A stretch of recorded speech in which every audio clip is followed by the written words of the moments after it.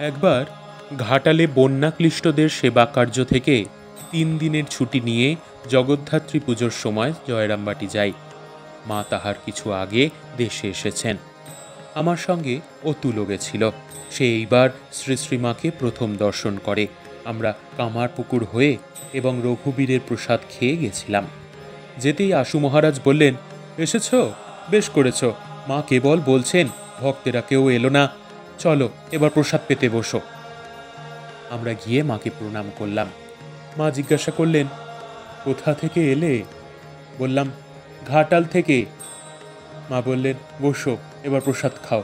সকলে তখন প্রসাদ খেতে বসেছেন। খাবার সময় মা আমাদেরকে খুব করে মাছ দেওয়ালেন। পরদিন সকাল 8টা-9টার সময় মায়ের উঠোনে তরকারি কোটা হচ্ছিল। কুসুম প্রভৃতি ভক্ত মেয়েরা তরকারি করছিলেন। ভানুপিসি নিকটেই দাঁড়িয়েছিলেন। আমি বাড়ির মধ্যে গিয়ে শুনলাম ভানুপিসি বলছেন, কুসুম দিদি, তোমরা তো ভর্তি হয়ে আছো, তাই মুখে কথাটি নেই। কুসুম বললেন, কুসুম অত শত জানে না। মা পাশ দিয়ে যাচ্ছিলেন, শুনে বললেন, ভর্তি হলে কি হবে? ভর্তি হলে তো উপচে পড়বে, স্বভাব বদলালে তো হয়। তারপর দিন সকালেই আমরা রওনা হব। ভোরে বাড়ির মধ্যে গিয়ে দেখি মা ভিজে কাপড়ে উঠোনে দাঁড়িয়ে আছেন। কাপড় ছাড়লে মাকে প্রণাম করে বিদায় নিলাম। বললাম, আবার আসবো। অতুল স্কুলের ছেলের মতো বলল, মনে রাখবেন।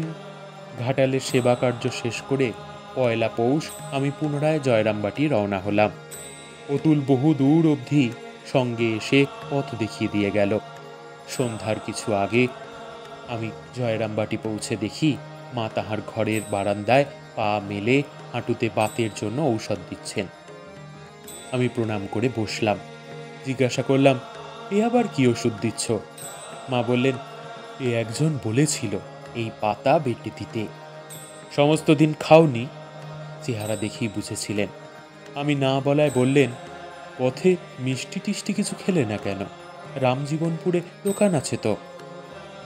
উপেন মহারাজ ঘাটাল থেকে মঠে যাবার খরচ বাবদ 1 টাকা দিয়েছিলেন। সেই টাকাটি মঠে ফেরবার সময় প্রয়োজন হবে ভেবে ব্যয় করিনি। কিন্তু মাকে আর ওই কথা বললাম না। মা বললেন, বসো, আমি ভাত দিই, গরম ভাত হয়েছে। আবার বলছেন, যার জগৎ সে দেখবে, তোমাদের ওসবে দরকার নেই। আমার খাওয়া হয়নি দেখে খুব দুঃখ হয়েছিল।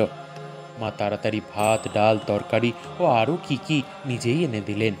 খাওয়ার পর পান দিলেন। দেখতে দেখতে সন্ধ্যা হয়ে এলো। মায়ের সঙ্গে কথাবার্তা হচ্ছিল। সে সময় মা বললেন, তোমাকে দিয়ে ঠাকুর অনেক কাজ করিয়ে নেবেন। এই তো ঘাটালে তোমরা এসেছিলে, কত লোককে দিলে, কত লোকের উপকার হলো। কাজ শেষ হলে সময় আপনার ধন তিনি আপনার কোলে টেনে নেবেন। আমি বললাম, কেন ঠাকুরের দেখা পাই না মা? মা বললেন, পাবে পাবে, সময় হলেই পাবে। ললিতামায় এমন কথা কখনো বলতো না। কেন ঠাকুরের দেখা পাই না? তার এমন ভাব ছিল, সে ভাবত তিনি আপনার জন, যখন হোক দেখা পাবই। আমি বললাম, মা দেখো আমার যাতে ভালো হয়, যেন শুদ্ধা ভক্তি হয়। মা বললেন, হবে হবে, শুদ্ধা ভক্তি হবে। একখানি কম্বল দিয়ে বললেন, এই কম্বল নাও, রাতে গায়ে দেবার জন্য। আমি জিজ্ঞাসা করলাম, এ কার কম্বল? মা বললেন, আমারই কম্বল, আমি ব্যবহার করি।